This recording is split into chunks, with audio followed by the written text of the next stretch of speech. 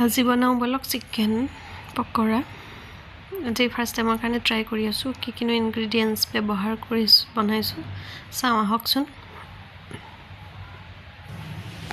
এইখিনি ইনগ্ৰেডিয়েণ্টছ ব্যৱহাৰ কৰি মই চিকেন পকৰা বনাব চেষ্টা কৰিম এয়া হৈছে অলপমান পিঠাগুড়ি ৰেড চিলি পাউডাৰ জিৰা গুড়ি আদা নহৰু নিমখ হালধি কেঁচা জলকীয়া এটা চিকেন বনলেছ চিকেন অলপমান আৰু ডিম প্ৰথমতে আদা আৰু নহৰুখিনি খুন্দনাতে খুন্দি লম কাৰণ ইয়াতে কম পৰিমাণৰ আছে মিক্সিত দিব পৰাকৈ নাই এনেদৰে এটা বলত গোটেইখিনি মিক্স কৰি ললোঁ ধুনীয়াকৈ এনেদৰে মিক্স কৰি মই গৰম তেলত এটা এটাকৈ ফ্ৰাই কৰিম এয়া মিক্স কৰা হৈ গৈছে সন্ধিয়া চাহ কাপৰ লগত কিবা এটা স্পেচিয়েল অৰ্থাৎ নিজে বনোৱা কিবা এটা থাকিলে ভাল লাগে নহয়নে বাৰু এয়া গৰম তেলত মই এটা এটাকৈ ফ্ৰাই কৰিবলৈ লৈছোঁ ফ্ৰাই কৰোঁতে চাব যাতে গেছটো চিমত থাকে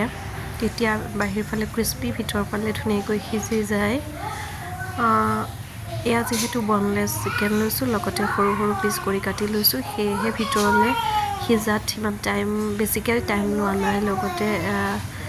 সিজি গৈছে আৰু ধুনীয়াকৈ মই ভাবিছিলোঁ নহ'লে বইল কৰিকে লওঁ নেকি কিন্তু বইল কৰাৰ একো প্ৰয়োজন নাই ধুনীয়াকৈ সিজি যায় এয়া ইলুটি কৰি মই গোটেইকেইটা চিকেন পকৰা ধুনীয়াকৈ ফ্ৰাই কৰি ল'লোঁ আৰু শেষত মই একাপ গাখীৰ চাহেৰে জুতি ল'লোঁ এয়া খাই চাব পাৰে মোৰ দৰে যিসকল নতুন শিকাৰু হয় ফাৰ্ষ্ট টাইমৰ কাৰণে মই ট্ৰাই কৰিছিলোঁ কিন্তু ভালেই লাগিছিলে আজিলৈ আহিছোঁ ধন্যবাদ বাই বাই